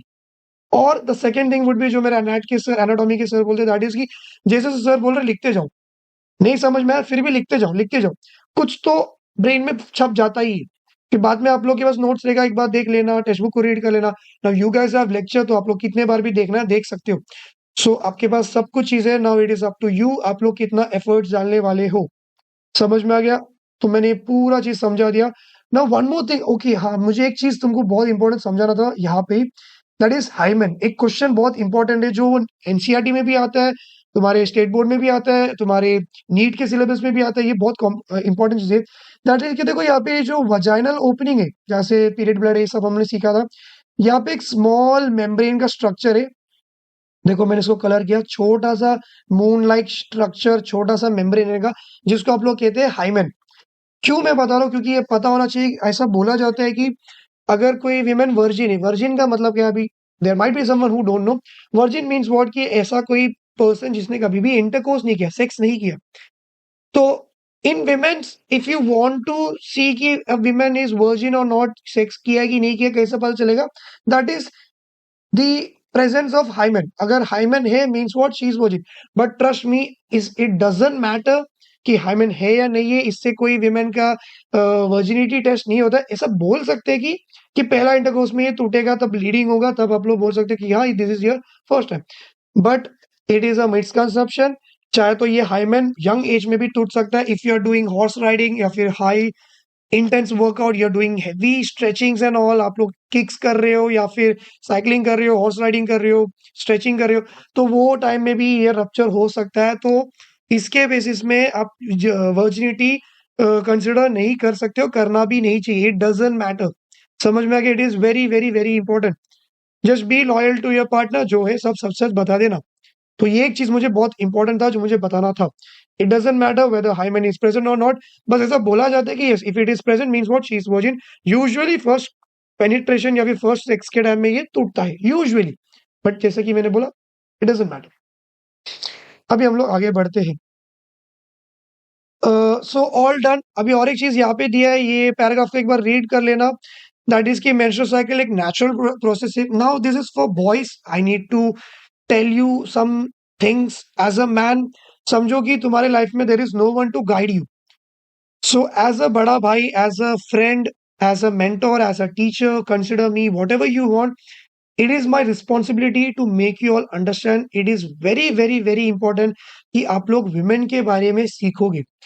Promise me you are going to understand these things and you are going to respect women. Because देखो आप लोगों ने अभी जस्ट देखा एलएच एफएसएच कितना फ्लक्चुएट हो रहा है, सडनली एस्ट्रोजन आया, सडनली एक दिन एस्ट्रोजन गिर रहा है, प्रोजेस्टेरोन गिर रहा है, टूट रहा है, ब्लीडिंग, बच्चा लोग ब्लीडिंग हो रहा है मीन्स अंदर कुछ टूट रहा है, इंजरी हो रहा है तभी तो ब्लीडिंग होगा, कुछ टूटेगा कट होगा तभी तो ब्लीडिंग आएगा। So it is very painful.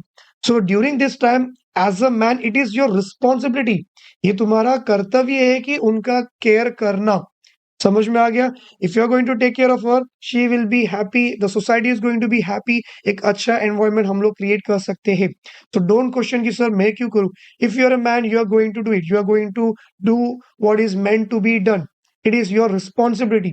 हर एक पार्टनर, हर एक फ्रेंड्स का, फीमेल्स का केयर करना, क्योंकि ये उनको हर महीना फेस करना। See as a male we don't have to face anything like this कि हर महीने हमको कोई पेन आ रहा है, कुछ भी। No, we have our own struggles and all, ठीक है, साइड में। But this is, they have to face it, there is no other option. उनको ये हर महीने फेस करना ही है। So that is the reason I am telling you boys to respect. If a woman she is menstruating, उसको उनको periods रहेगा, तो टेक केयर ऑफ हर, ठीक है। Good job. So I hope तुम लोग ये कर लोगे। एंड ठीक है, अभी मैं तुम लोग को मेंस्ट्रुअल साइकिल के टाइम में हाइजीन सब मैं लास्ट में समझा दूंगा, वो अभी नहीं बता रहा हूँ।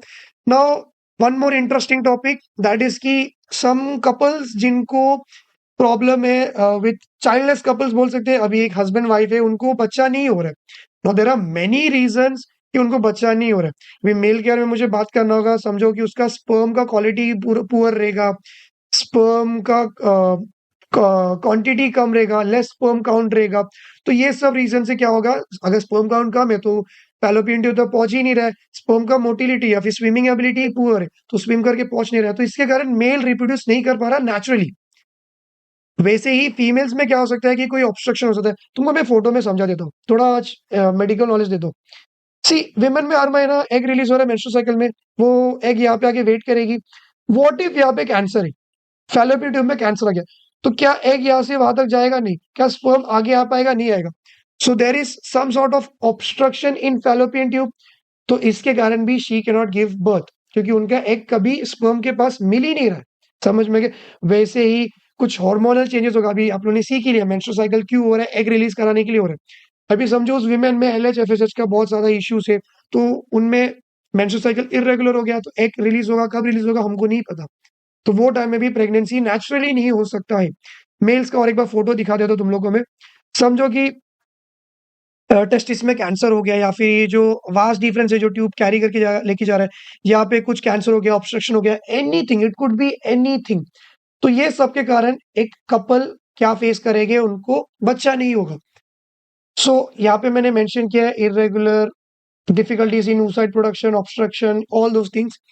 सो what we can do, naturally नहीं कर सकते हो, ठीक है। We have medical modalities, we have ऐसे कुछ टेक्नोलॉजीज जहाँ पे आप लोग मेडिकल फील्ड की मदद से आप लोग एक बच्चा बना सकते हो of your genes. Most of the जो मोडालिटीज हम लोग देखने वाले, इसमें हस्बैंड वाइफ का जीन का ही बच्चा बनने वाला है। और उसमें एक एक्सेप्शन है, दैट इज स्पर्म बैंक। क्या है मैं समझाता हूँ। सो देर आर फ्यू मेथड्स जहाँ पे अगर नेचुरली बच्चा नहीं बन रहा है, तो आप लोग आर्टिफिशियली बना सकते हो, जिसका first example is IVF, surrogacy, sperm bank, etcetera etcetera etcetera. What is IVF? IVF का full form is in vitro fertilization. In vivo, vivo phone, vivo, vivo मतलब कुछ चीज अंदर हो रहा है, इन विट्रो मतलब बॉडी के बाहर, लेबोरेटरी में हो रहा है। इसमें क्या हो रहा है, यूजुअली मेल पेरेंट को कुछ तो इश्यू है, समझो कि उनका स्पर्म का मोटिलिटी अच्छा नहीं है, स्पर्म लेस स्पर्म काउंट है, स्पर्म ही कम है।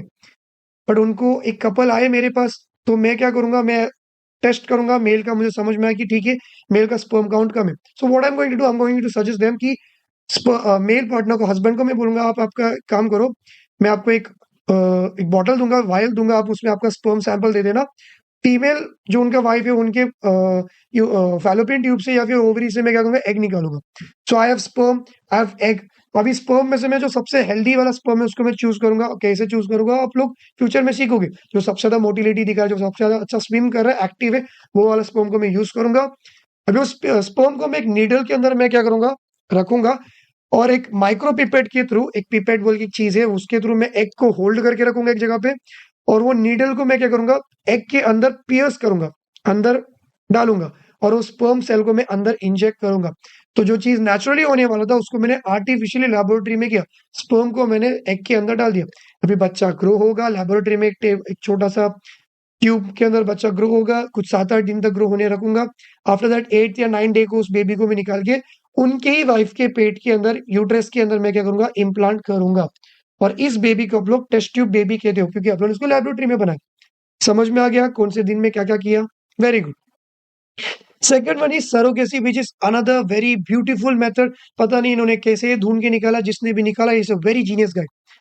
Again couple came to me as a in vitro like specialist. तो मैंने क्या सजेस्ट किया कि मुझे समझ में आया कि यहाँ पे मेल का कोई इश्यू नहीं है, मेल का स्पर्म क्वालिटी क्वांटिटी सब कुछ सही है, लेकिन यहाँ पे जो फीमेल है उनके एग को भी कोई इश्यू नहीं, उनका एग अच्छे से रिलीज हो रहा है, सब कुछ हो रहा है, लेकिन जैसे ही फर्टिलाइजेशन हो गया बेबी को इम्प्लांटेशन करने के बाद में बेबी को मम्मी होल्ड ही नहीं कर पा रही, उनका यूट्रस बच्चे को होल्ड नहीं कर पा रहे, सो मिसकैरेज हो रहा है, बच्चा बार बार उसका अबॉर्शन हो रहा है। So what are we going to do, same method IVF के मेथड से मैं स्पर्म और एग को लूंगा, फर्टिलाइज करूंगा बॉडी के बाहर, बच्चा बन गया। अभी मम्मी सिर्फ बच्चे को होल्ड नहीं कर पा रही ना, ठीक है किसी और मम्मी को दे दो, कोई और मम्मी इसको क्या करेगी यूट्रस में इसको एक एनवायरमेंट देगी जहाँ पे बच्चा ग्रो हो सकता है। So in this process test tube baby को मैं क्या करूंगा, कोई और मदर के यूट्रस में इम्प्लांट करूंगा, और उस मदर को आप लोग क्या कहोगे, सरोगेटेड मदर। सो इसमें जो बच्चा बनने वाला है उसका जो जीन्स है वो हस्बैंड वाइफ का ही है, सिर्फ वो जो मदर है वो क्या कर रही है, एक एनवायरमेंट दे रही है जहाँ पे वो बेबी ग्रो हो सकता है। And for this that surrogated mom will get paid, क्योंकि she is doing a very wonderful job. ठीक है, जब आप लोग बड़े होगे, थोड़ा मैच्योर होगे, शादी सब होगे, तब आपको भी समझ में आएगा कि फैमिली इज वेरी इंपॉर्टेंट, बच्चे होना इज वेरी इंपॉर्टेंट। तो वो जो चाइल्डलेस कपल्स है उनके लिए इट इज अ ब्लेसिंग। समझ में आ गया, very good. Now last method that is की स्पर्म बैंक या फिर semen bank. You might have heard blood bank, कोई एक्सीडेंट हो गया, कोई सर्जरी हो गया, तो दैट पेशेंट नीड्स ब्लड, तो आप लोग क्या करोगे, कॉल करोगे ब्लड बैंक में, ब्लड मुझे ये वाला ए पॉजिटिव बी पॉजिटिव जो भी चाहिए बोलोगे, वो लोग लाके दे दो। वैसे ही there is a bank that is sperm bank. तो व्हाट इज स्पर्म बैंक, यहाँ पे हेल्दी मेल्स आके अपनी स्पर्म को डोनेट करेंगे। मैंने यहाँ पे क्या वर्ड यूज किया, हेल्दी मेल, कोई भी आके उठ के आया स्पर्म दे दिया, नहीं ऐसा नहीं होगा। They are going to choose the high quality वाला स्पर्म, ऐसे मेल जो कभी स्मोक नहीं करते, कभी ड्रिंक नहीं करते, उनको कोई जेनेटिक डिसऑर्डर नहीं, तो बहुत सारा टेस्टिंग सब करने के बाद में we are going to select a person जिसका स्पर्म हम लोग स्टोर करके रखेंगे इन लेबोरेटरी। तो अभी एक कपल आए मेरे पास, मुझे समझ में आया कि वो मेल चाह के भी रिप्रोड्यूस नहीं कर सकते, उसका स्पर्म का क्वालिटी इज टू पुअर, कि मैं आईवीएफ भी किया तभी भी वो बच्चा नहीं बन रहा है। सो बट दे नीड बच्चा, तो व्हाट दे कैन डू, अभी जो बच्चा बनेगा वो हस्बैंड का जीन्स नहीं रहेगा, जो डोनर है उसका जीन्स रहेगा, लेकिन आधा जीन्स तो वाइफ का रहेगा। That is the only drawback, या फिर बोल सकते हैं ना थोड़ा अलग चीज, कि कपल्स का नहीं रहेगा लेकिन स्पर्म किसी और का है, but still if they want a child तो दे कैन डू दिस। तो इसमें क्या करेंगे, वो लोग स्पर्म बैंक से स्पर्म कलेक्ट करेंगे एंड सेम आईवीएफ के थ्रू बच्चा बना के इम्प्लांट कर सकते। और what they can do, there is direct insemination. अच्छा ये एक वर्ड ध्यान से सुन लो, इंसेमिनेशन। इंसेमिनेशन का मतलब क्या है, सीमेन को इंजेक्ट करना। तो सिरिंज में मैं सीमेन को लूंगा जो डोनर है, और सीधा मैं क्या करूंगा, वाइफ के वजाइना के अंदर स्पर्म को मैं सीधा डिलीवर करेगा, फिर नेचुरली बच्चा बनेगा। अगर वैसा नहीं करना है तो मैं आईवीएफ के थ्रू भी बच्चा बना के उस मम्मी के पेट में मैं रख सकता हूँ। So it can be done in multiple ways, बहुत सारे पॉसिबिलिटीज है। सो आई होप आपको ये भी समझ में आ गया ना। One more important thing that is healthy patient को, तो हेल्दी डोनर को तो मैं चूज करूंगा। सेकेंड चीज, जो भी डोनर है उसका जो आइडेंटिटी है वो मैं बहुत ही ज्यादा कॉन्फिडेंशियल रखूंगा, सीक्रेट रखूंगा। कुछ भी करो, जो भी कपल आएगा पूछेगा किसका स्पर्म है, नहीं बताना चाहिए। लॉ के हिसाब से इट इज केप्ट सीक्रेट, बता दिया आप लोग जेल जा सकते हो। तो जो डोनर है उसके बारे में कुछ भी किसी को नहीं बताना। So sorry. Last topic is your twins. Now what is twins, अभी मैं इसको क्विकली कंक्लूड कर लूंगा। एट अ सिंगल टाइम दो बच्चों का डिलीवरी है, या फिर एट अ सिंगल टाइम दो बच्चे पेट में है, दैट इज ट्विंस। तो ट्विंस के भी दो टाइप्स है, that is monozygotic twins and there is dizygotic twins.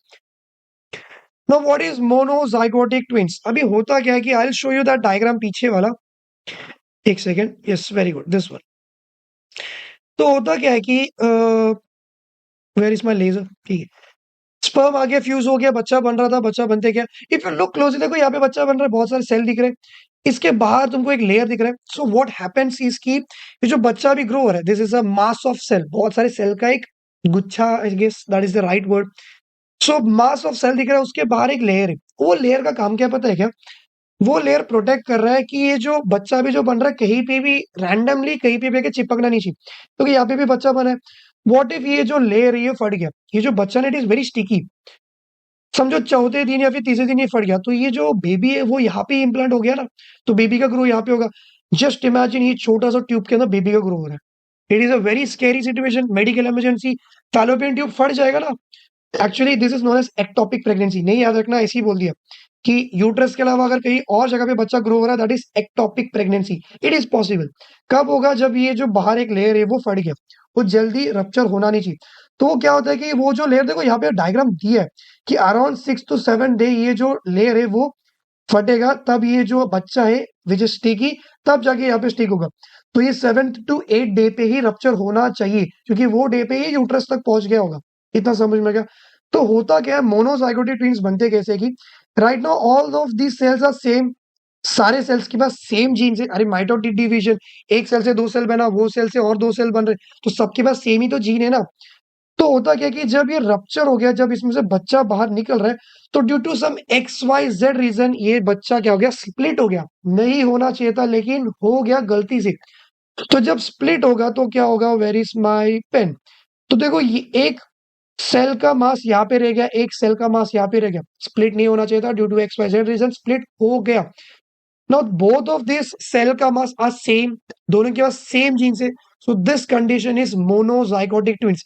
इसमें जो बच्चा बनेगा वो एग्जैक्टली कॉपी होगा आपस में, क्लोन जैसा दिखने लगेगा, दोनों same to same face, same to same structure, everything. तो जो आप लोग ट्विंस बोलते हो ना, जो सेम टू सेम दिखते हैं, so actually they are monozygotic twins. तो मतलब बने कैसे कि मम्मी के पेट में एक लेयर था, बच्चा जब था, बच्चे के ऊपर एक लेयर था, वो जल्दी फट गया, और फट, अगर लेट फट भी गया चलेगा, लेकिन वो बाहर एक, जब बच्चा बाहर निकलता वो लेयर से, तो क्या हो गया, वो स्प्लिट हो गया, जो कि नहीं होना चाहिए था।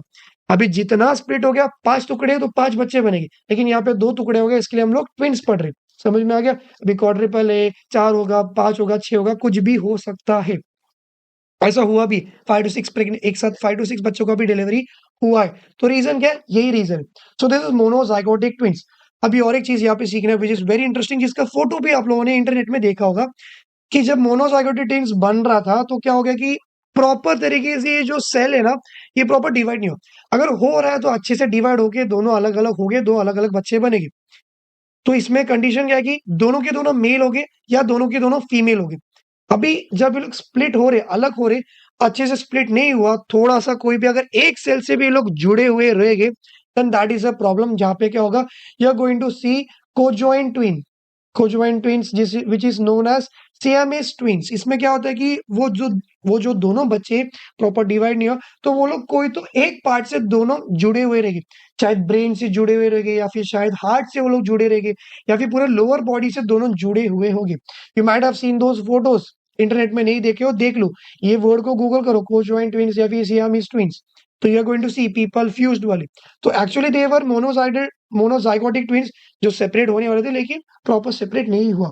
तो जो भी मैंने अभी बोला उसका प्रॉपर वर्डिंग्स यहाँ पे दिया है, इसको यूज करो। मोनोजाइगोटिक खत्म, टाटा बाय बाय खत्म।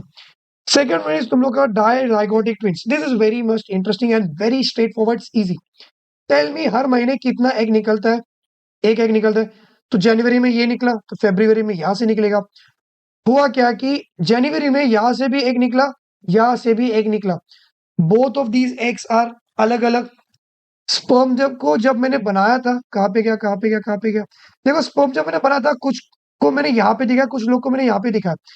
तो स्पर्म, कुछ स्पर्म यहाँ पे आके ये वाला एग को फर्टिलाइज करेंगे, कुछ स्पर्म यहाँ पे आके ये वाले एग को फर्टिलाइज करेंगे। अभी कौन सा स्पर्म आगे फर्टिलाइज किया हमको कैसा पता? शायद दोनों जगह पे एक्स एक्स क्रोमोसोम वाला फर्टिलाइज किया, एक्स वाई हो सकता है, या फिर वाई वाई हो सकता है। So in case of dizygotic twins होता क्या है कि मम्मी के ओवरीज में से, दोनों ओवरीज में से एक एक एग रिलीज होगा, दोनों एग्स को अलग अलग स्पर्म जाके फर्टिलाइज करेंगे। तो ये जो ट्विंस रहेंगे, these are not going to look similar, these are going to look very very very different.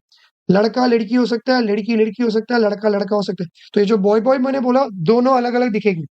समझ में आ गया? डायजाइगोटिक ट्विंस सुना होगा ना, कुछ लोग बोलते हैं कि हम दोनों ट्विंस है, देखा लड़की लड़का है, अरे ये कौन सा ट्विंस है? सो दे आर डायजाइगोटिक ट्विंस। जो हम लोग को लगा था ना ट्विंस मतलब सेम दिखना चाहिए, that is a type of twins, monozygotic. तो आई होप आपको ये ट्विंस वाला कंसेप्ट भी इजीली क्लियर हो गया। Both of these twins dizygotic में दोनों जेनेटिकली डिफरेंट रहेगा, मेल फीमेल अलग अलग obviously.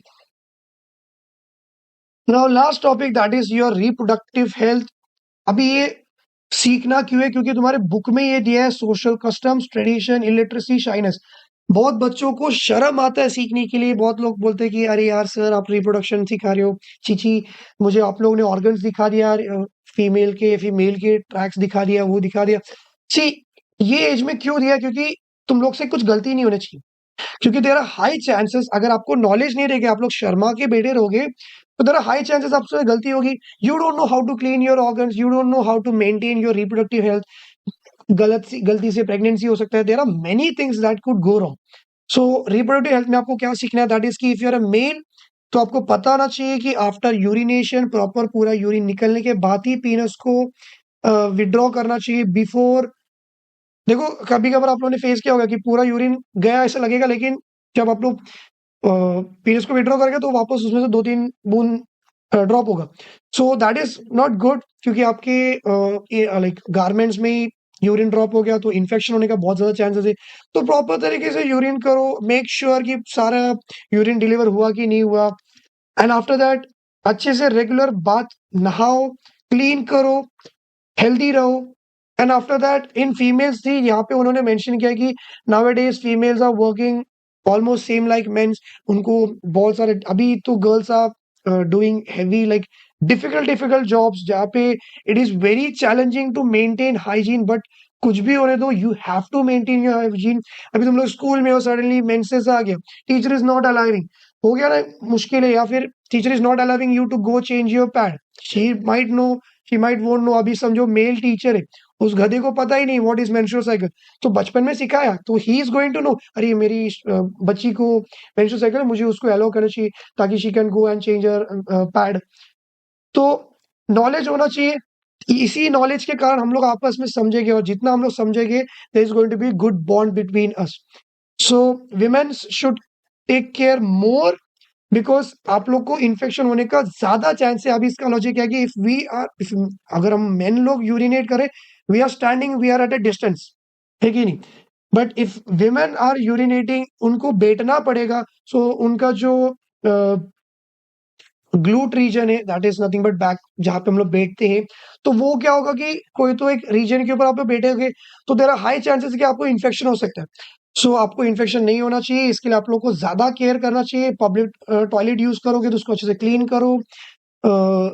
After that regular wash करो, जेनिटलियास को हमेशा क्लीन करके रखना। मेंस्ट्रुअल साइकिल के टाइम में ज्यादा केयर करना।